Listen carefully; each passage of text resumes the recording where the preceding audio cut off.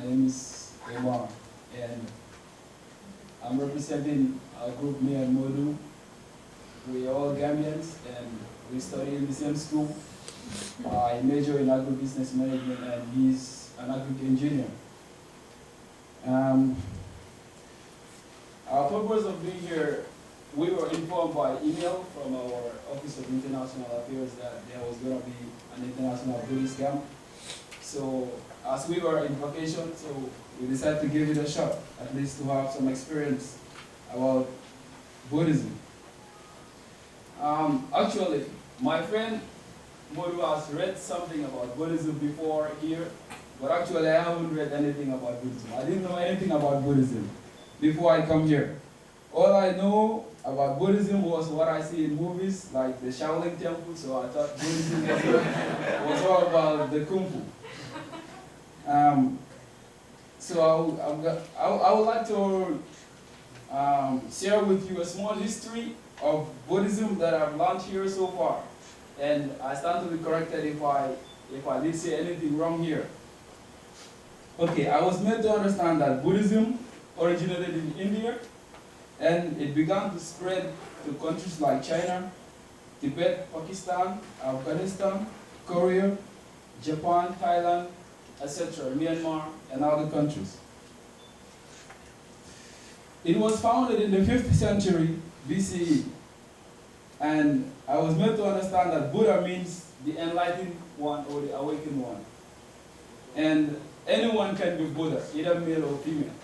So, I was also made to understand that Buddhism was founded by Prince Siddhartha, later known as Sakyamuni Buddha, who was born to a queen mother called Maya, and his father was Suddhodana. He was born in a wealthy family, and he didn't know much about suffering. So one day he decided to go out to see what is happening in the real world, and he met an old man, and a sick man, and a dead man.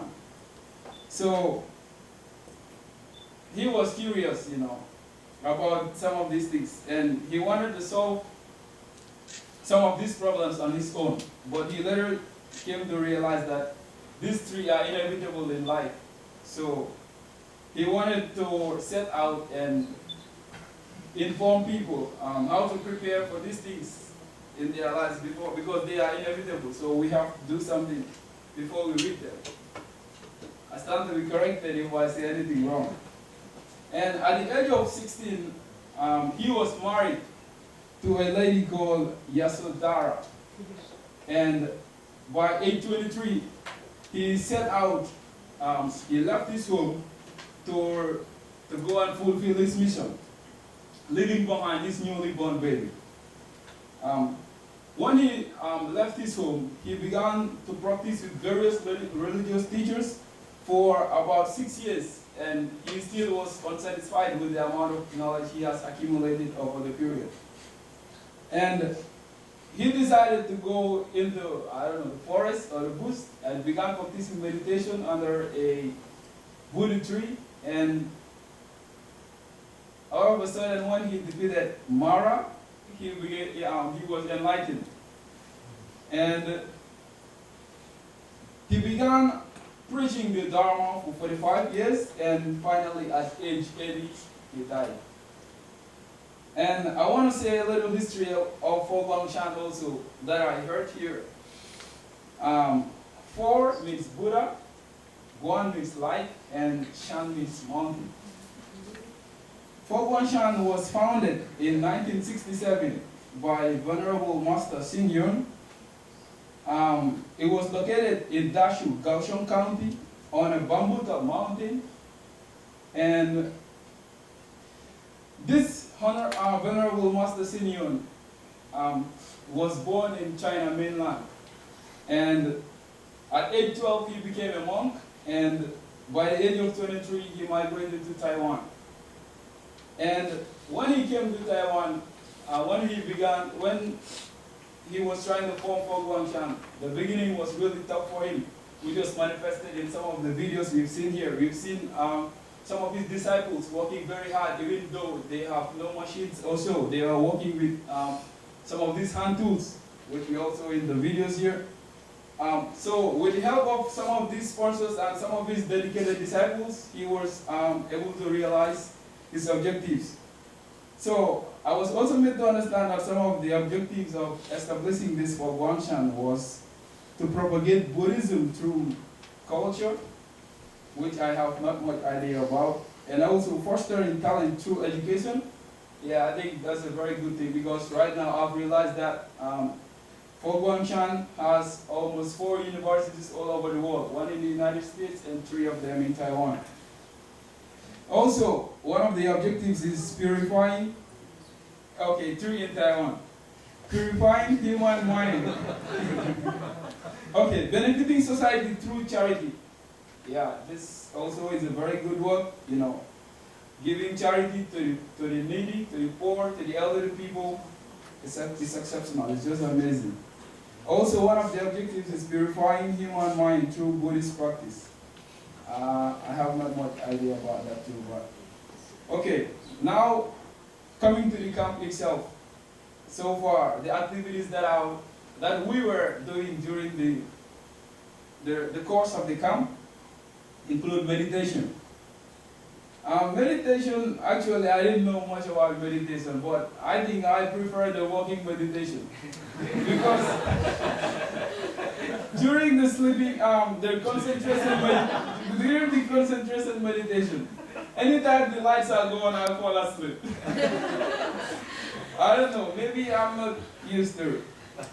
All the lectures here too were very amazing, actually.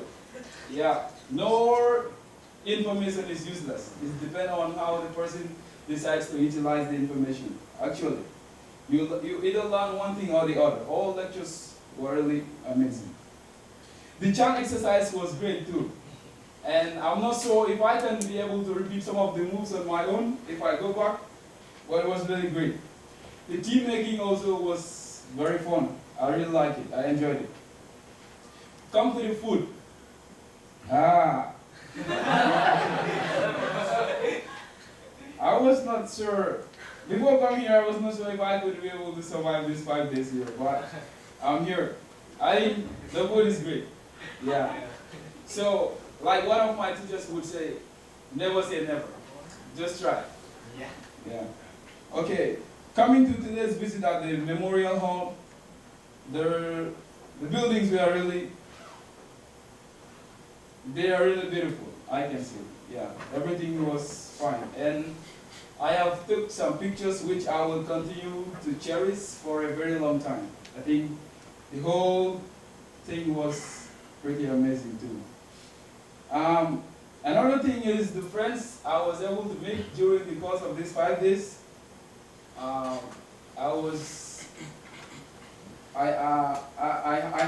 had to meet some friends here, very amazing students, my colleagues. They're all students too. I really enjoyed your company all, and I hope we will continue to cross paths in the future. This will not be the end of this friendship.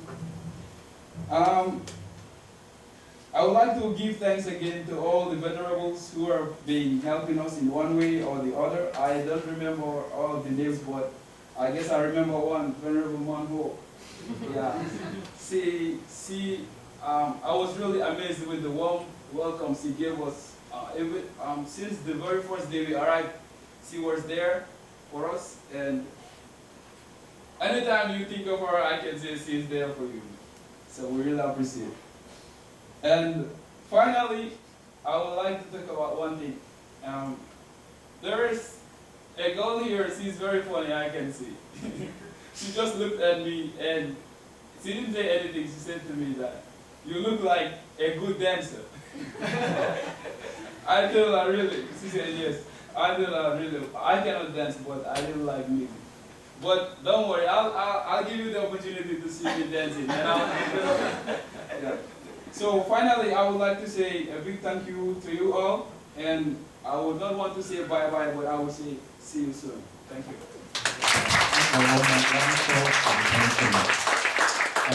I want to make addition that the fourth courage is actually, yeah.